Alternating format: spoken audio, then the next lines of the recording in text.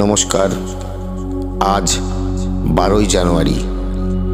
এই দিনটি আমাদের দেশে পালন করা হয় যুব দিবস হিসেবে, কারণ এই দিনেই জন্মেছিলেন বিশ্ববরেণ্য সন্ন্যাসী স্বামী বিবেকানন্দ। বিবেকানন্দ ও ধর্ম সম্বন্ধে তার দর্শনের মূল কথার কিছু উল্লেখ করার প্রধান কারণ হল তার জন্মের এত বছর পরেও সমাজে তার দার্শনিক ভাবধারা সমানভাবে প্রাসঙ্গিক। আমাদের দেশে বা বিশ্বজুড়ে লক্ষ্য করা গেছে যে আদর্শ নিয়ে বা কোনো একটা সংকল্প নিয়ে এমন কোনো কথা বিঘোষিত হয় না যা মানুষকে অনিবার্যভাবে নাড়িয়ে যায়। বিবেকানন্দ সমস্ত মানুষকে, বিশেষ করে যুব সম্প্রদায়কে সেইভাবেই ডাক দিয়ে গেছেন। মানুষ গড়ার ইতিহাসে তিনি ধর্মের উপর আশ্রয় গ্রহণ করেছিলেন বলে যদি কেউ নিবৃত হন তাহলে তা ঠিক হবে না। তিনি বলেছিলেন ধর্মকে সমাজের দায় বহন করতে হবে। মানুষকে জাগাতে চেয়েছিলেন সাম্প্রদায়িকতা, বিচ্ছিন্নতাবাদের বিরুদ্ধে। তাই স্বামীজিকে বুঝতে গেলে এভাবে বুঝতে হবে। 1897 সালে আমেরিকা থেকে ফিরে স্বামীজি রামেশ্বরম মন্দিরে একটি বক্তব্যে বলেছিলেন যে মন্দির তৈরি করতে গেলে শুধু একটা গৃহ নির্মাণ যথার্থ নয়, কয়েকটি মানুষ যারা নিঃস্বার্থ ও পবিত্র তারা যদি একজোট হয়ে তবে সেখানে মন্দির প্রতিষ্ঠিত হয়। গায়ে তিলক মাটি কেটে চিতাবাঘ সাজলেই শিব দেখা যায় না। মানুষের মধ্যেই ঈশ্বরকে দেখা, এটাই হলো স্বামীজির ধর্মের মূল কথা। একবার তিনি এক বিখ্যাত মন্দিরে গিয়েছিলেন। মন্দিরের দরজা দীর্ঘক্ষণ বন্ধ দেখে এক চিঠিতে তার ক্ষোভ প্রকাশ করেন। এই ঠাকুর খাবার খাচ্ছেন তো এই ঠাকুর পোশাক বদলাচ্ছেন, আর মন্দিরের দ্বারে অসংখ্য নিরন্ন মানুষ। যে দেশে জ্যান্ত ঠাকুরের পুজো হয় না সেখানে জপ তপ বৃথা। বিবেকানন্দের ধর্ম মানে মানুষের যন্ত্রণাকে, দুঃখকে, কষ্টকে নিজের মধ্যে ধারণ করতে শেখা। এক গুরুভাইকে আমেরিকা থেকে চিঠিতে লিখেছেন, বরাহনগরে অনেক দরিদ্র মানুষ আছে, একটা বড় চালা চাই, সেখানে তাদের নিয়ে আনা চাই। তারপর ম্যাজিক লণ্ঠন দিয়ে, গ্লোব দিয়ে তাদের পড়াতে হবে। পৃথিবীর কোথায় কি হচ্ছে তা জানাতে হবে।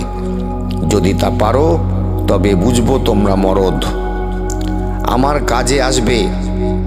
1893 19 সেপ্টেম্বর চিকাগো ধর্ম মহাসভায় বিবেকানন্দ সর্বজনীন ধর্ম, সার্বজনীন মানুষের কথা ঘোষণা করেছিলেন, যা পূর্বে হয়নি। তিনি বারবার বলেছেন ব্যক্তিকে তার সংকীর্ণ গণ্ডির বাইরে বেরিয়ে বিরাটের মধ্যে এসে দাঁড়াতে হবে। তিনি বলেছেন সম্প্রসারণী জীবন, সংকোচনী মৃত্যু। বিরাট চেতনার প্রকাশে বিশ্বে শান্তি আসতে পারে। একটি হিন্দুকে বৌদ্ধ বা মুসলিম হতে হবে না, একজন বৌদ্ধ বা মুসলমানকে হিন্দু হতে হবে না। প্রত্যেকে তার নিজ ধর্ম স্বীকার করে তার মধ্যে থাকবে, কিন্তু তার মধ্যে উন্নতির অসীম অবকাশ থাকবে। তিনি বলেছেন একত্বরূপ সেই এক ধর্মেরই বিবিধ প্রকাশ মাত্র। সুতরাং যার যেটি সর্বাপেক্ষা উপযোগী সেটিকেই সে বেছে নিতে পারবে।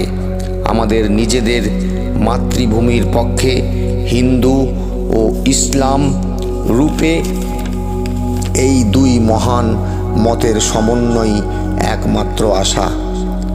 আমি মানুষ চক্ষে দেখছি যে এই বিরাট বিশৃঙ্খলা, ভেদপূর্বক ভবিষ্যৎ, পূর্ণাঙ্গ ভারত, বৈদান্তিক মস্তিষ্ক, ইসলামীয় দেহ নিয়ে মহামহিমায় অপরাজেয় শক্তিতে জেগে উঠছে।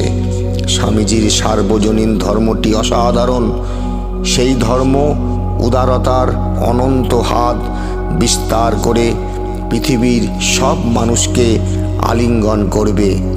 সে ধর্মে অসহিষ্ণুতা বা নিপীড়নের কোনো স্থান নেই।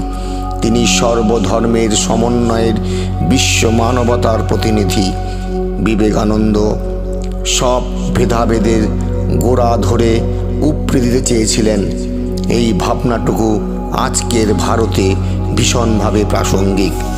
নতুন ভারতের স্বপ্ন দেখেছেন। তার আহ্বান, নতুন ভারত বেরুক বেরুক, লাঙল ধরে চাষার কুটির ভেদ করে, জেলে মালা মুচি মেথরের ঝুপড়ির মধ্য হতে।